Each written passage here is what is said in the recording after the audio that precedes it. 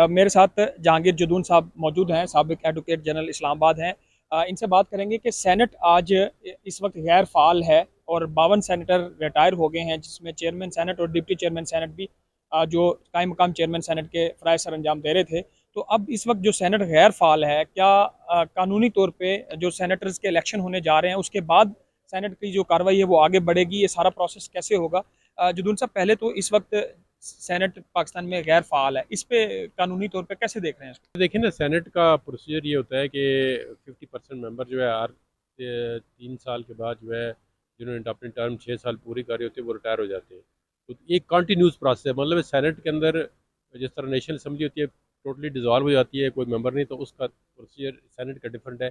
Senate जो है वो कंटिन्यूस होता रहा है, आधे मेंबर रिटायर होते हैं तो उनकी जगह दूसरे को पाई कर लेते हैं। ठीक है, अभी जो रिटायर हुए हैं उनके इलेक्शन अभी 4 अप्रैल को इलेक्शन कमीशन ने शेड्यूल का ऐलान कर दिया है। तो सारे सूबों से जो है वो जब सेंटर आएंगे चारों सूबों से, जब इलेक्शन जो सेनेट के हाउस है वो कंप्लीट हो जाएगा, तो फिर दोबारा जो है फंक्शन शुरू कर देगा। फिर उसके अंदर चेयरमैन का भी इंतखाब होगा, डिप्टी चेयरमैन का भी, उसके बाद फंक्शन शुरू कर इससे देगा। पहले जो 48 मुख्तलिफ सीटों पर इलेक्शन होंगे 4 अप्रैल को, जाहिर है जब सारे सेनेटर्स आ जाएंगे फिर वो इंतखाब करेंगे जी जी चेयरमैन सेनेट का और जी, डिप्टी। डेफिनेटली फिर वो उस वक्त ये इंतखाब करेंगे ना कि सेनेट का, चेयरमैन का भी और डिप्टी चेयरमैन का आपकी इंपॉर्टेंट कॉल भी है। सर, सेनेट जो है हमेशा पाकिस्तान में मुतनाज़ा रहा है कि पिछली बार भी जब चेयरमैन सेनेट पे कहा गया कि बोलियां लगीं और हॉर्स ट्रेडिंग हुई। आप इस माह रमज़ान भी है और इस सेनेट के इलेक्शन को कैसे देखेंगे?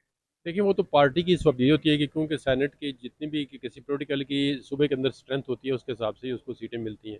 कि ये ऊपर नीचे होती है, एक फिक्स सीट होती है। जिस तरह अभी 12 सीटें पंजाब की हैं, 12 सिंध की हैं और 11 KP की हैं और 11 बलूचिस्तान की है और 2 सीटें इस्लामाबाद की हैं। इसमें कोई जनरल सीटें साथ साथ साथ दो वुमेन टेक्नोक्रेट एंड उलमा होती है और एक जो है नॉन मुस्लिम पंजाब की, एक सिंध की है। तो ये महल टोटल 48 सीट्स बनती हैं। तो ये पार्टी की जितनी रिप्रेजेंटेशन होती है उसके हिसाब से सेंटर आते हैं।